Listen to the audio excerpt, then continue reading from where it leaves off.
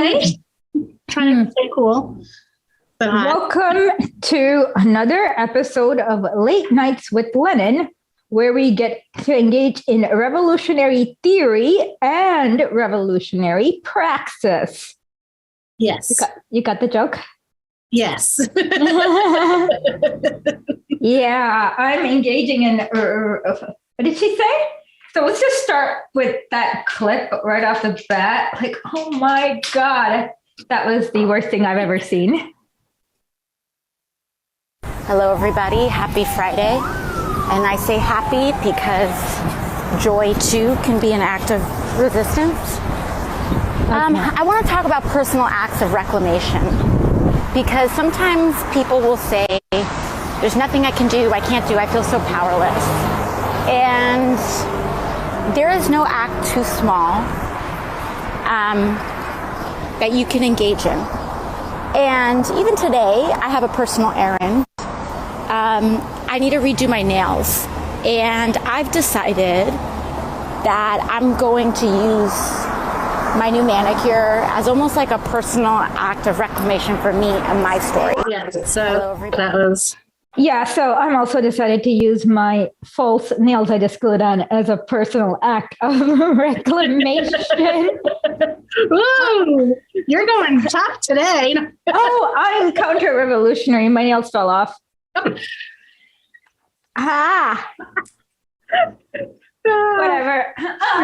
Yeah, that is for liberals. But thankfully, you don't have to do magical things like glue on false nails in order to be revolutionary, because we do Late Nights with Lenin, so you can learn what is to be done. Yes, that's what and you can do real acts of revolutionary, real acts to help bring about a better world for everyone. Yep. And if it's one little thing, if it involves a personal act, it is absolutely no way in hell revolutionary, because every revolutionary act involves collective action. So it involves the whole community, and it cannot, what is she reclaiming? Is it illegal to now do your nails? I don't know. Personal reclamation. Yeah, it's just utter nonsense to make liberals feel like they're doing something awesome when they go get their nails done or when they get their Botox done. Yes. I mean, it's no better than the kente cloths. It's worse than the kente cloth. It's also like, I don't know. That's one of the things, like, even like, because a lot of like feminist stuff has been coming up too. Like, that was my whole thing with that too, is like, oh, we get our first woman president yet? No, how does that help everyone? Unless that president is actually going to help everyone, what does it matter? Like, it's like, none of that is revolutionary. None of that is bringing on the well-being of everybody. It's bringing on the well-being of one person. Yeah, exactly. When you think like when you think like the bourgeoisie, you act on their behalf. You're not a representative of the community as a whole, and therefore you're useless. Yeah. And I have no problem with her getting her nails done. Go get your nails done. She could have said, hey, I got my nails done. Are they pretty? And that would have been an awesome, fine, entertaining, connecting with whoever she wants to connect with. But to call it a personal act of reclamation, that's embarrassing. And because, like I said, the idea of socialism is to empower those without power. Mm-hmm. And therefore, you yourself cannot actually, as one person, take on, I don't know, NATO armies.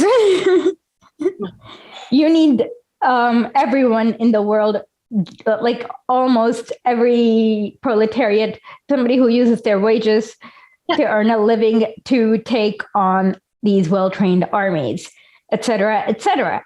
And so there can be no personal acts that you can do and have it be revolutionary. There can be personal acts that are fun, like getting your nails done. There can be personal acts that are useful for you, like reading Lenin, but none of it is revolutionary. No. Collective action is the only thing that's revolutionary, and that should be done via a Marxist-Leninist party that you are a part of, that you guys all decide together based on the material conditions and the situation and whatnot and what else. Yeah. But before you're even ready for that, you need to kind of it's more than, it's like, I call it brainwashing, as in like putting shampoo in your brain and taking out all the bourgeoisie lice that are stuck in your brain. Well, one thing that we were made to think of, like, even like if you look back at the civil rights, and you would hear, oh, Rosa Parks got on the bus, she did this. No, there was people behind her. There was other people doing this. There was this pregnant lady who was like one person, and they chose to litigate Rosa's case. Yeah. Like there was another woman who did this, but she was pregnant with an unmarried child.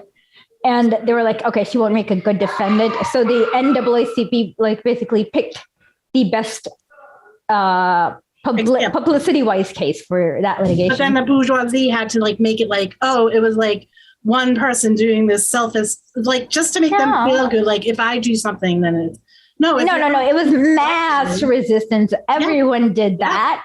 And like I said, the lawyers chose Rosa Parks because she didn't have any skeleton. These are not real skeletons, but what is it? These are like, okay, none of them had skeletons in their closet, but they did have things that could be considered shocking in the 1950s or 60s. Yeah. So like that pregnant 16-year-old who was unwed, that was shocking in the 1960s. So they had to reject her case and so on. And not a person, you have something that is going against like the narrative. What? because you're not a good person if you have something going against like the narrative. Well, they wanted to be well, they did the right thing in that. No, they did. I'm talking about like they knew that if they they didn't want to get her destroyed in the press. So they did. They did absolutely the right thing. It's just that Rosa Parks was selected because she was impeccable. And she also and then of course for courts, you have to be a good witness. You need to learn how to handle cross-examination. You have to be a good orator, all sorts of things that Rosa Parks did all of the above. I was told I'm too forthcoming to be a good witness. You volunteer too much information? Okay, yeah, you'd be a bad witness. I'd be a horrible witness. Don't ever select me as a witness. Unless,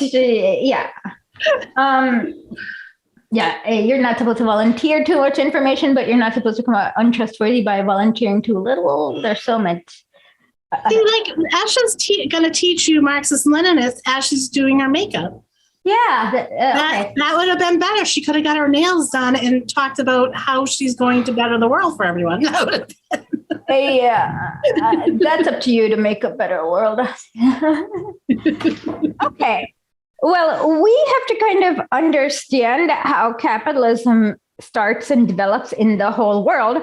And it's more or less the same process. Like, it's not like you got new machines or like, it's not like they don't use the same machine, the same crap, and then if you optimize for the same machines, it's literally the same crap.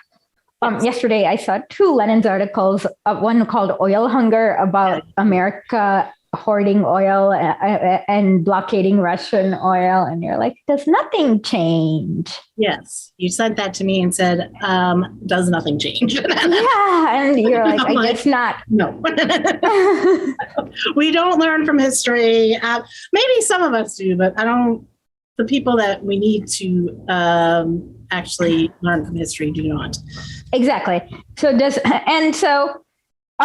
with this one, it is, we are at chapter 1, part 5 of Development of Capitalism in Russia, where Lenin properly makes fun of Adam Smith.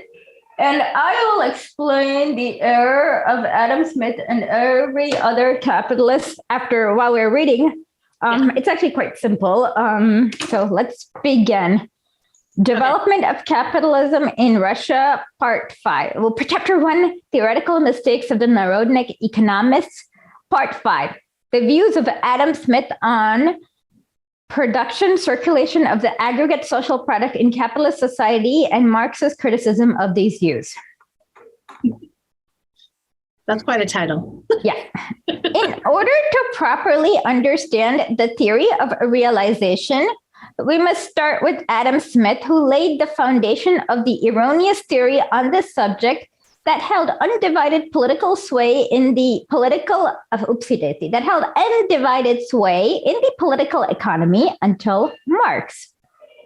Adam Smith divided the price of a commodity into two parts: variable capital, wages in his terminology, and surplus value. He does not combine profit and rent, so he actually counted three parts in all. So what he does is, let's say that we have a banana. That's the product. He cut it in half and said, this part is for wages and this part is surplus value.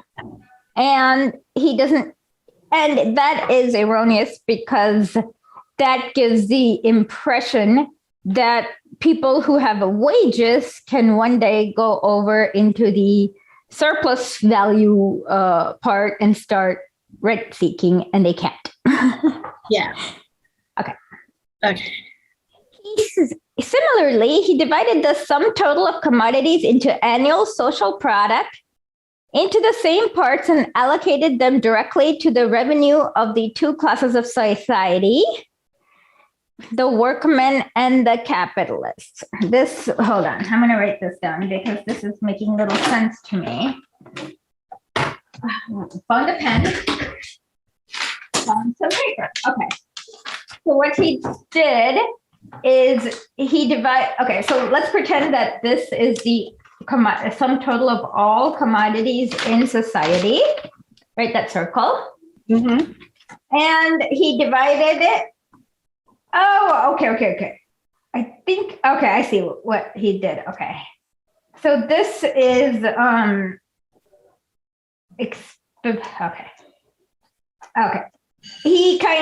That makes sense. Okay. So what he did was he kind of did expenses and revenues, and he gave revenues to everyone, the capitalists and the landlord. And he split that evenly between he's claiming that the workers and then the capitalists get. Yeah. So he split that evenly like this. That's what he claims. Yeah, and that's a lie. Okay. Not a lie, but just. And on what did he base his omission of the third component of value? Constant capital. So constant capital is basically, if you are a banana farmer, it would be the land that you need to grow your bananas. And you need to have that, you cannot start growing bananas without having that land first. So you can't, if you don't own that land, you're not growing bananas. So that is the constant. And then you need your banana farm equipment or whatnot. So that's the constant capital that is always there. And that does not take up the weight. And capitalists often try to say that you need, in order to upkeep the farm, we need to recycle back the expenses or whatnot.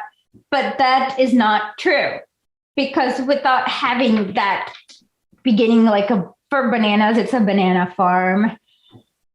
I can't think of other examples right now because I'm obsessed with bananas. I'm thinking I know that's why I'm giggling about your bananas. But think of even what the pharmaceuticals say like, oh, like that this is going back into development. It does, like most of my pain is going back into development, is not going into development. No, it's not. They buy it after it's been developed by usually some government and thoroughly like tested. And it's like after they've passed like a certain phase of testing, they buy it at that stage. So not a penny of it goes into development.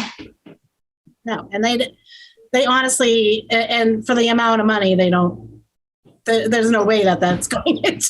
No, it's not, because if you look through their SEC holdings, and you have a lot of patients, you'll see most of these drugs are bought after somebody else has made sure it's like, I don't know, it's not like there's a certain level of development that it's already done. So the only thing they're doing is mass producing it. Yes. Exactly. And just look through the SEC thingies. If you SEC.gov, pick any pharmaceutical company and just kind of follow the money until you see it, and zero of it is developed by them. Okay. Yep. Adam Smith could not fail to observe this part, but he assumed that it is also made up of wages and surplus value. Here is how he argued on the subject. In the price of corn or bananas, for example, one part pays the rent of the landlord, another part pays the wages or maintenance of the laborers and laboring cattle employed in producing it. The third part pays the profit of the farmer. That's a very interesting definition of farmer, but whatever. Yep. So these three parts seem either immediately or ultimately to make up the whole part of the corn.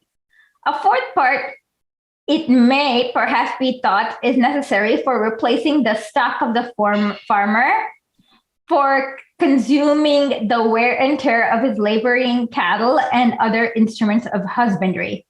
But it must be considered that the price of the instrument of husbandry, such as laboring horse, is made up of the same three parts, namely rent, profit, and wages. No, it's not. Though a piece of corn, therefore, may pay the price as well as maintenance of the horse, the whole price still resolves itself either immediately or ultimately into the same three parts: rent, labor, and profit. Marx calls this theory of Smith's astonishing. His proof consists of simply in the repetition of the same assertion. Smith sends us from pillar to post in saying that the price, pillar to post is basically two words for the same thing. Pillar or post. That's what Marx means. Okay. Yeah. In saying that the price of the farming instruments itself resolves into the same three parts, Smith forgets to add and also into the price of the means of production employed in making these instruments. This erroneous exclusion by Adam Smith and also by subsequent economists of the constant part of capital from the price of the product due to an erroneous conception of accumulation in capitalist economy, i.e., the expansion of production and transformation of surplus value into capital. Yeah, surplus value is not transformed into capital. Surplus value goes straight to the pockets of Bezos. Mm-hmm. Here too, Adam Smith omitted constant capital, assuming that the accumulated part of the surplus value, the part converted into capital, is entirely consumed by the productive workers, i.e., entirely goes in wages. Whereas actually the accumulated part of surplus value is expended on constant capital, instruments of production, raw, blah, blah, blah, plus wages. Criticizing this view of Smith and also of Ricardo, Mill, and others in Capital, Volume 1, there's a really long citation. Marx states that in Volume 2, it will be shown that Adam Smith's dogma, inherited by all his successors, prevented political economy from understanding the most elementary mechanism of the process of social reproduction. Adam committed this error because he confused the value of the product with the newly created value. the latter does not itself resolve into variable capital and surplus value, whereas the former includes constant capital in addition. This error has been exposed by Marx in his analysis of value, where he drew distinction between the abstract labor, which creates new value, and concrete useful labor, which reproduces previously existing value in a new form of a useful product. So how would Marx view the banana? So he would say that there is, there is a constant capital, and that is basically things that just you need to, and then there is variable capital. Yeah. And the variable capital is actually all it's and then he will look at all the hours it took workmen to create that variable capital. And then he look at what the capitalists took as profit. And then he realizes that the profit is like 3 hours for every 8 hours they worked. Yeah. If that makes sense. Yeah. Yep. So there is no surplus value, but the capital is stealing X hours of wages from the workers. And then that's another thing that you got to think of too. The capital is sometimes just like one person, where the workers could be hundreds of people. So millions, billions. If the capital is making as much as the workers, it's one person making hundreds, thousands more. You know what I mean? Exactly. And for that one person, the more he employs, like if he steals 1 hour of everyone's wages, he just makes like $10,000, right? Yeah. Like whatever. An hour. Pretty much. Yeah. And that's how Jeff Bezos is making whatever he makes per hour. Exactly. Yeah. So the constant capital, is that you have to have that. And the way you get the constant capital is by having the Queen grant you the deed. So the first factory in Manchester was some Failson who had copied. Okay, so the Ottoman Empire copied something from India with the weaving mills. And then the Ottoman Empire made their own weaving mills. And then some Failson in Manchester basically got the Queen to give him the deed to build a factory there. And that's it. Yeah. Everything else was the workers doing it. Yeah. So yeah, you usually get you usually get some. Yeah, she wasn't going to give it to a worker. She was going to give it to a baron's son or like someone that was related to her. And well, I don't know why I'm doing air quotes because they were related. They were probably all inbred, so I'm just assuming they're all related. But yeah, so yeah. I remember doing a TikTok about this exact thing about the factory in Manchester, but it was in my old account and I lost it. So, but yeah, I can't remember. I will tweet out the Failson's name and stuff like that.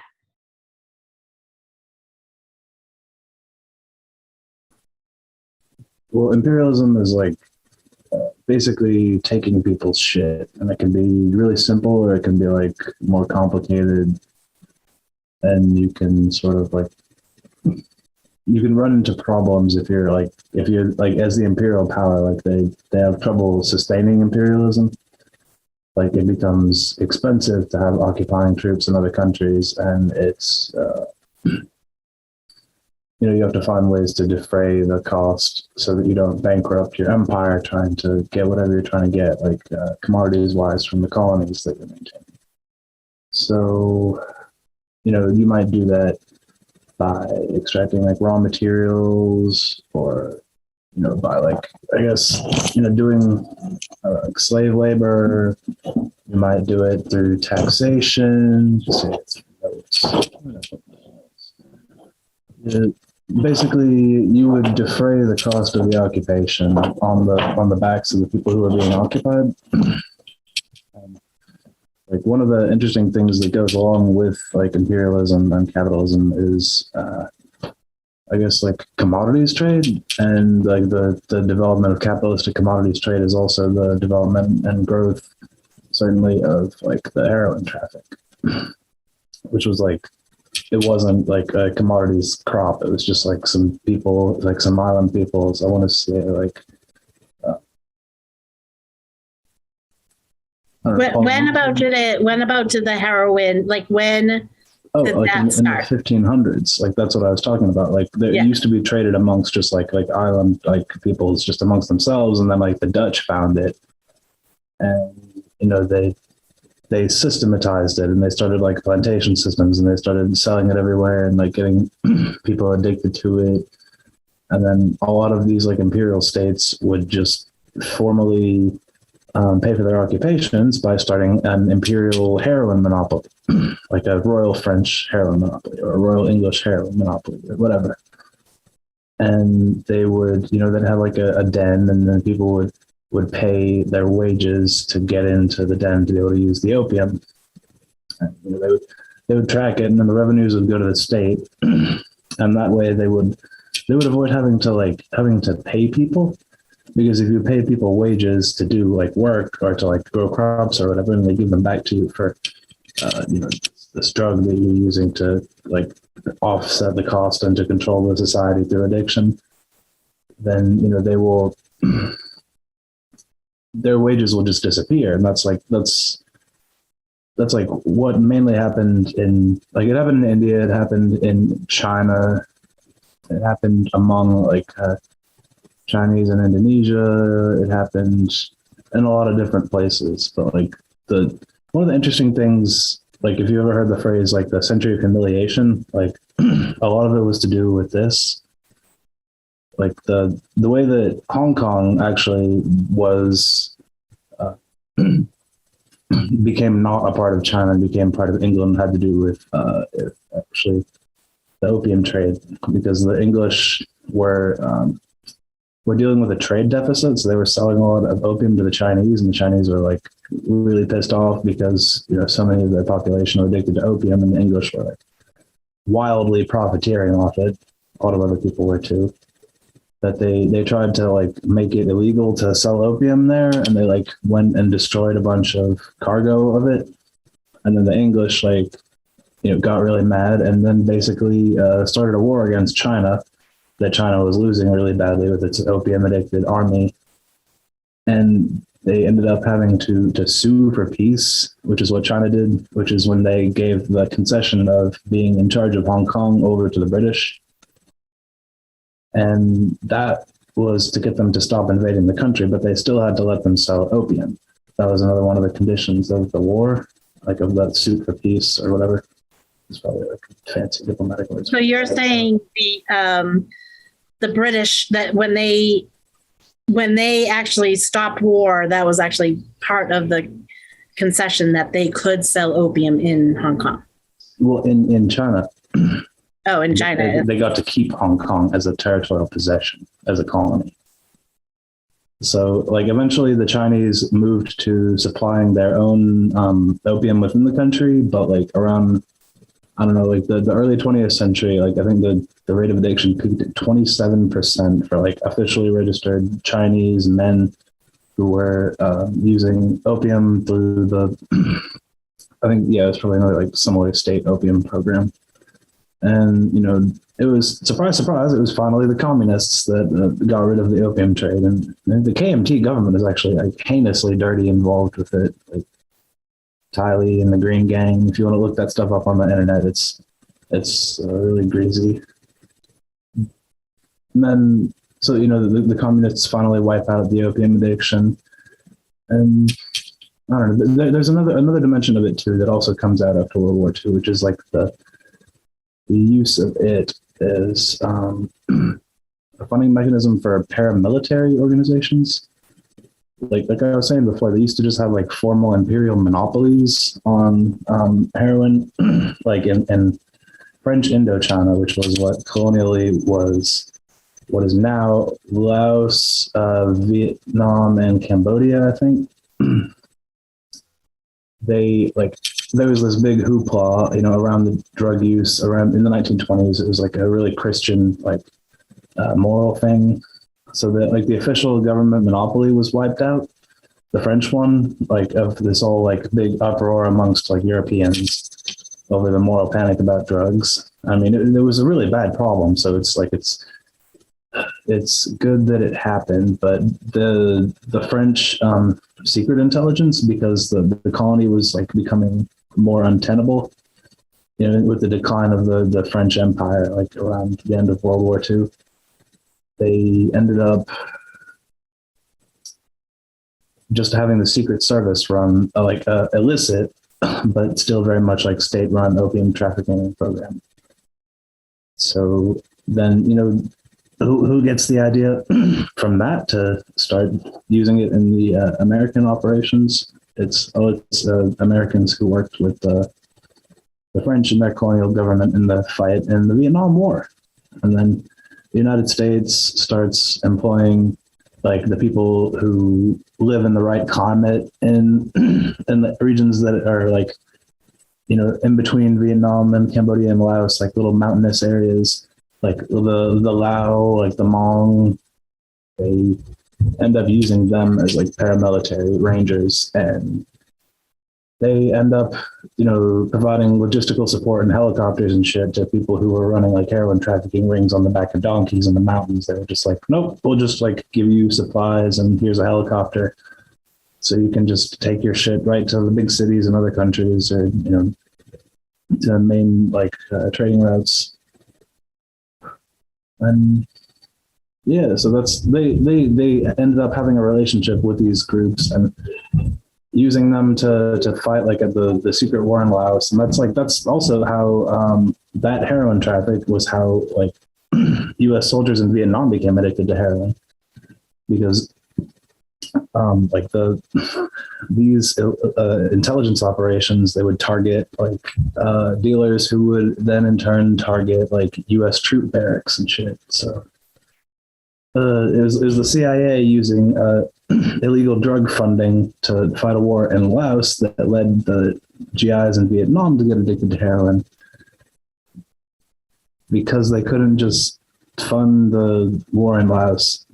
But basically, you see that a lot. Like it's either like guns are used, like guns and drugs are traded like in whatever like exchange that will empower like an intelligence agency or an operative to get what they need done. Like sometimes they're trying to get the guns, and sometimes they're trying to get the drugs, and sometimes they have to trade the drugs for money to get guns, and sometimes they have to appease the people who they're using as militia organizations, and sometimes they have to get those people to sell drugs for them. But you know, it's basically all of these things are just like thought of like operational tools by like these people. They're really sociopathic in that regard.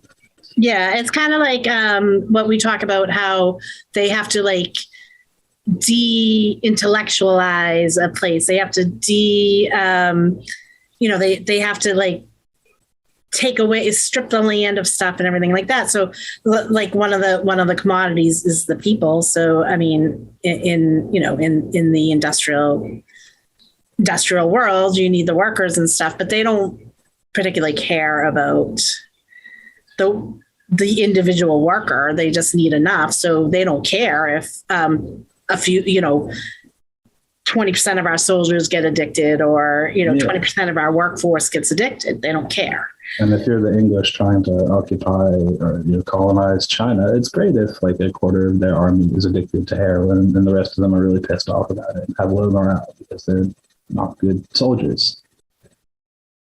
So it's also like a weapon of control, like drug addiction. There's also like the operation of under dictatorships in like Bolivia and Venezuela before our good friends, the Bolivarians, came to power and wiped out the drug traffic in their countries. There was a lot of illicit cocaine farming in South America. And it was, again, it was the same kind of stuff, like, to fund or to appease or to work with like militia groups, to, assassinate like leftist political activists, whatever they wanted to do, they would do the same things. Like with now that in Colombia, I mean, I know he's not like, whatever, there's still questions about Petro, but it would be something that you would think that America wouldn't like because they were using the Colombian cocaine trade, right? So there's a DEA map that shows like 80-something% of the cocaine trade coming illicitly out of Colombia, despite the DEA like targeting Colombia with all that shit. So like the U.S. is gonna their little pet narco state's gonna get folded up on them if Petro has any integrity. Yeah. He doesn't even have to be like a commie or like a leftist or anything. He just has to be like, I would like this country to not be a drugs plantation. Like, yeah. So it'll be interesting to see what happens with that. I don't know. We'll see on that, but yeah. So basically, it's been throughout the history of when capitalism basically started. We know, like the end of the 1400s and stuff that these imperialist countries were using the drug trade to make money to fund their wars. And it was from about 1500 on, specifically with heroin at the start of it. But it directly follows and has like a lot of parallels with like the development of capitalist commodity trading, like cash crops and other things like that. And with regards to Russia, for example, how did you get let's say, how did you get your cows? Oh, you were related to the Tsar. And then you rented out your cows for exorbitant rates, and then from people who actually work the land. And that's basically, and then you took their wages. So you always have that first constant capital, because the Queen of England or the Tsar of Russia or whoever else is in power, just Elon Musk's $25,000 his father gave him. Emerald mine. That's the Queen of England, though. Yeah, but I'm just saying like that. Like he had a diamond, emerald mine. The father did, and then he claims that he came from nothing, but he had an emerald mine. $25,000 to start, and an emerald mine, which he already had capital from his father. The Queen of England, the emerald mine is in Zambia. How do white people get rights to all the emeralds in the emerald mine? Queen of England. I'm not sure how that happened. And that was the Queen of England. Yes. Right? That's you, white dude. You can have the mining rights for this little square here. Yes. And then they employ laborers. In some mines, it was very questionable whether they were laborers. In the Kimberley mines, I know for a fact there was a hearing in England where they just admitted that they kidnapped Chinese slaves. Oh yeah. No, I'm sure there's plenty of slavery still going on for capital right now. Yeah, but I've never seen anything so shameless, because it was like a 1909 hearing. And then I was just shocked where it was like, the mining company just admitted that they said they went to a boat and then they paid for these Chinese workers. And I'm like, you bought slaves, right? So imagine you have been kidnapped and you don't know where you are. You're in a strange country. You don't speak the language because you're Chinese. And then you're this like cycle is, that's just cruelty. Yeah. And that's why there are so many Indians and Chinese people in South Africa, not through their own free will. Yeah. True. It's kind of like, it's like what you were saying last week with the not in my backyard, like the child labor can happen in Africa. It can't happen in England or America. It can happen openly. And we're fine with that, but don't let it here. Like openly. I'm sure it's still happening. There are, I don't know what's going on. I'm sure there is some exploitation here, but not openly. Yeah. An explanation of the process of the reproduction and circulation of the total social capital is particularly necessary to settle the problem of the national revenue in capitalist society. It is extremely interesting to note that when dealing with the latter problem, Adam Smith could no longer cling to his erroneous theory, which excludes constant capital from the country's total product. The gross revenue of all the inhabitants of a great country comprehends the whole annual produce of their land, their labor. The neat revenue, which remains free to them after deducting the expense of maintaining first their fixed, Secondly, they're circulating capital or what without encroaching upon their capital. They can place in their stock reserved for immediate consumption to spend upon their convenience, subsistence, and amusement. This definitely excludes like all the stuff they steal. For England, how much, I forgot exactly how much they steal from India. 45 trillion. And this is what's in their books. Yeah. 45 trillion. Okay. That's what they're admitting to. It's in there. This is really from the book. So there's probably more. But yeah, like Adam Theory Smith kind of forgets that part because it assumes that it's all, Thus, from a country's total product, Adam Smith excluded capital, asserting that it resolves itself into wages, profits, and rents, into net revenue, but the gross revenue of society, he includes the capital, separating it from the consumption, E equals net revenue. This is a contradiction in which Marx catches Adam Smith. How can there be capital in the revenue if there is no capital in the product?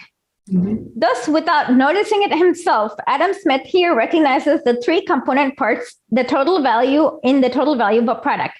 Not only the variable capital and the surplus value, but the constant capital.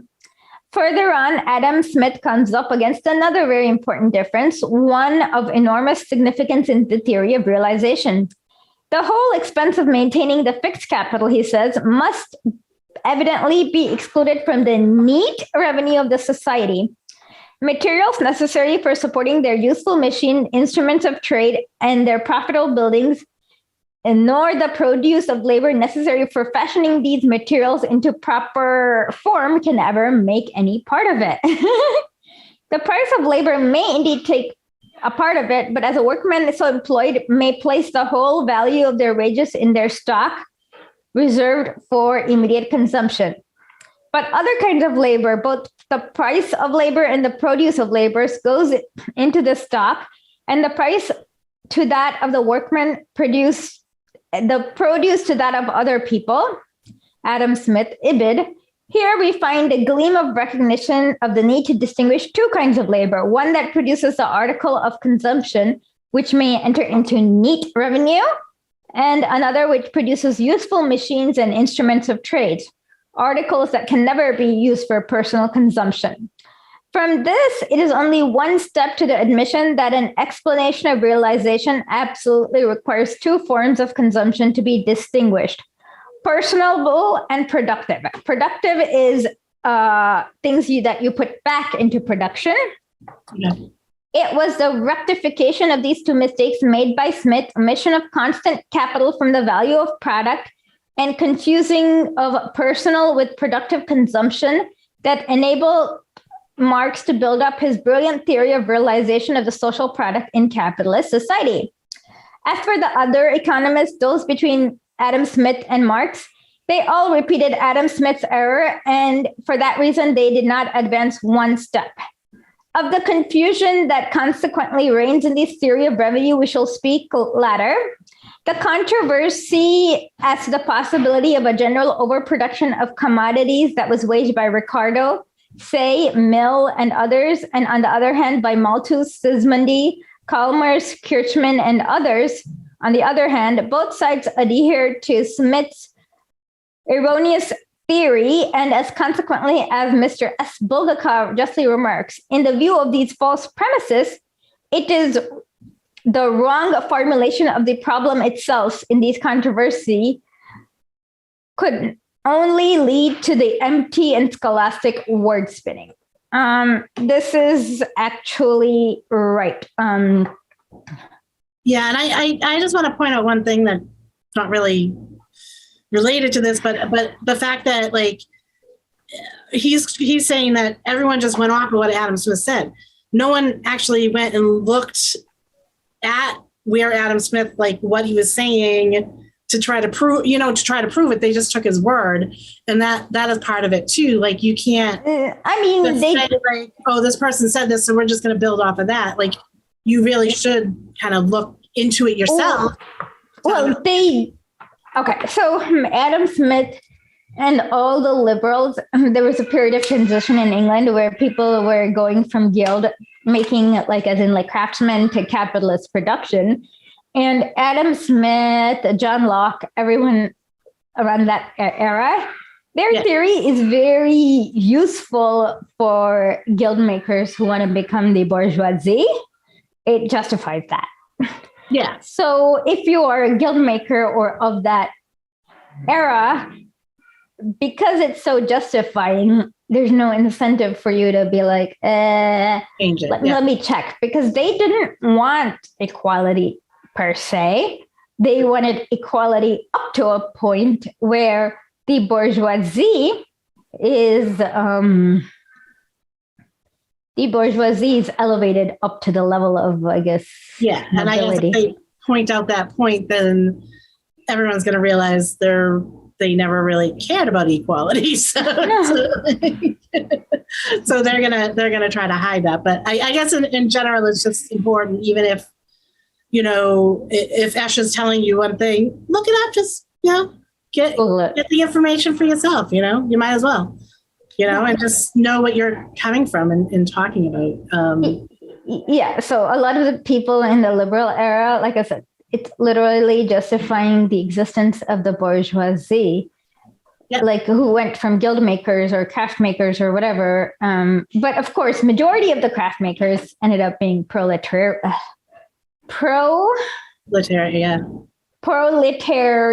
or whatever that is. Materialized, yeah. Yeah, they were the first workers in the factory. And then you started to had to mess around with the farms in order to get more and more proletariats. Like the first step was like eating the other guild makers. And then you would then eat up the rural population. It must have been kind of annoying for them because they would know their craft, and then they're working for people that don't know their craft. You know what I mean? Like, and these people are telling you have to do it this way, and they're like, oh yeah.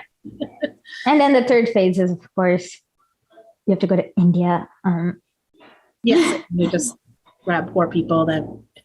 Yeah, you have to go to India and ruin it, and then you'll get the third phase. Like, so, capital will always find, if the capital needs new factory workers or new farm workers, they'll find it on their terms by ruining whoever has whatever life there is.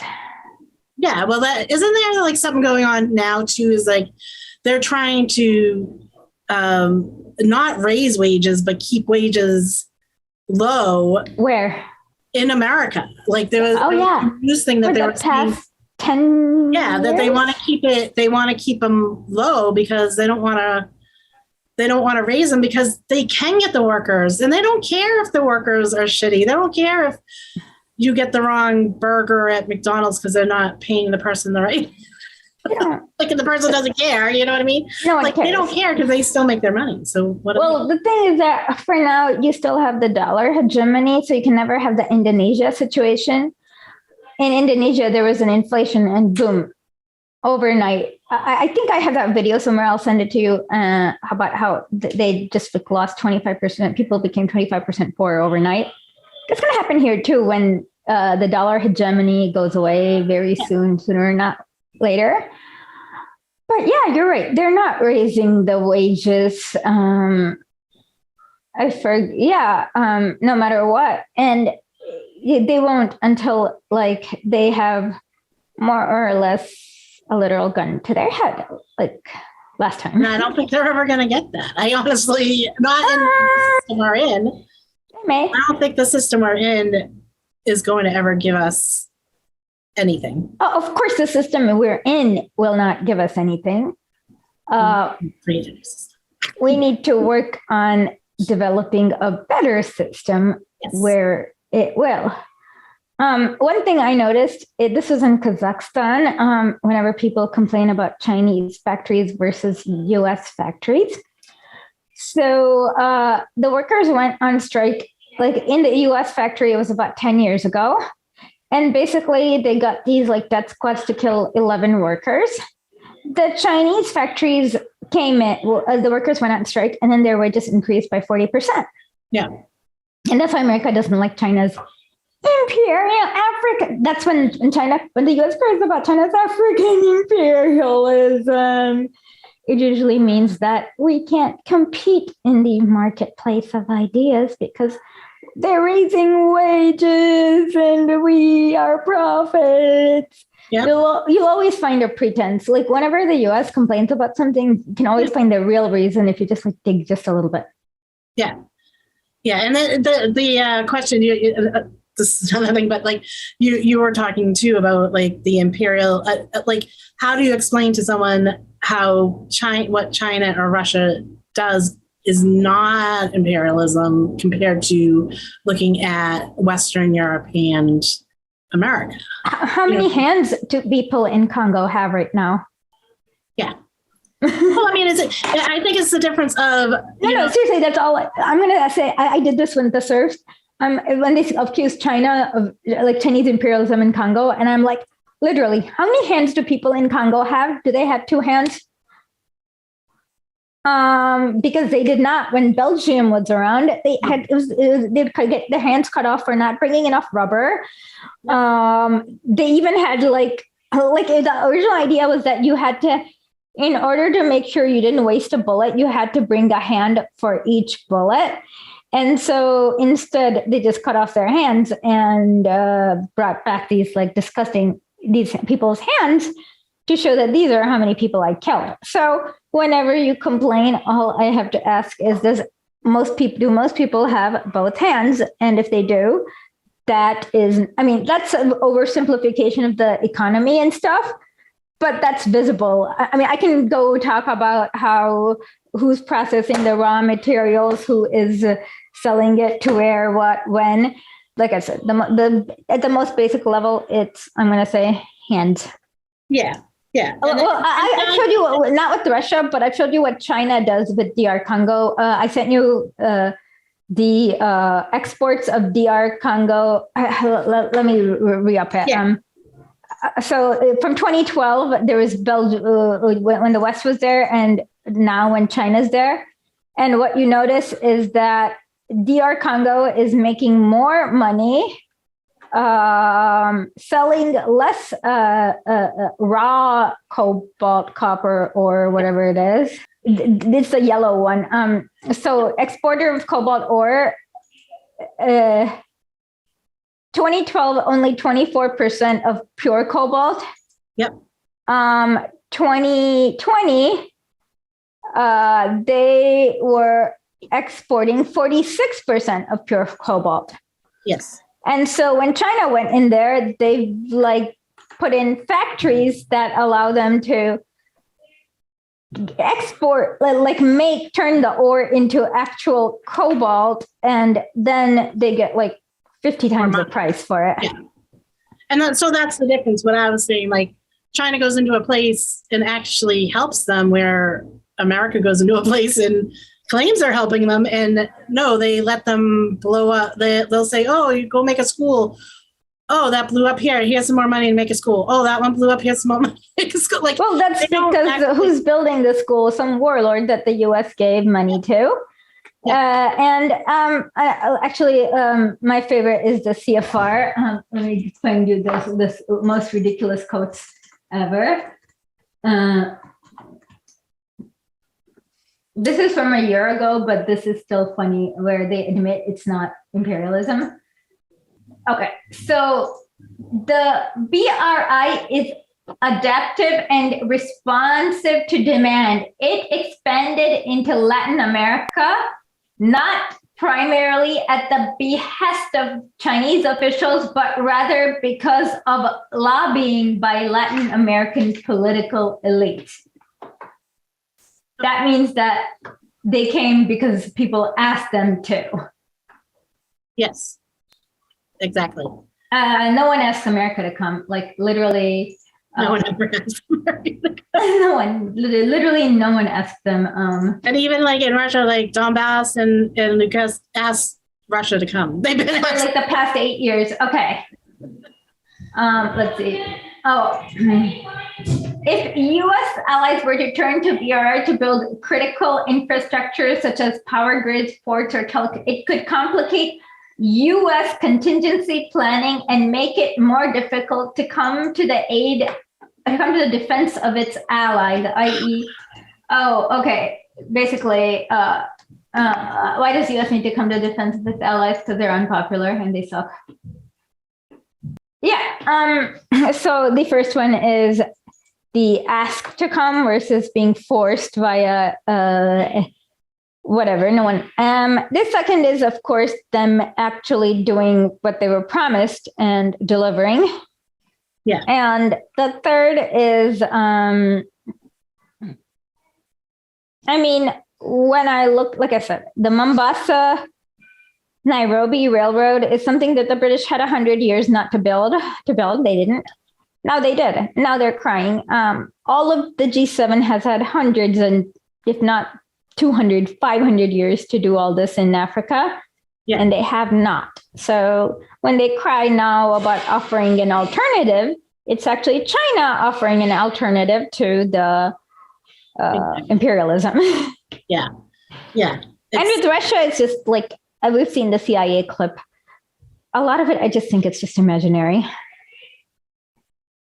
Yeah, I'm sure. Especially with the Russians in Africa, that part's just, half of it is imaginary. Yeah. And so someone was actually bringing up, I thought of you, I saw a tweet where someone said, just off the cuff, like, they never, ever tell you what Putin's really saying in America, do they? They never quote him. Do you know what I'm saying? Like, yeah, just listen to him. They never do the translation of him properly. They don't want you to know what he's saying.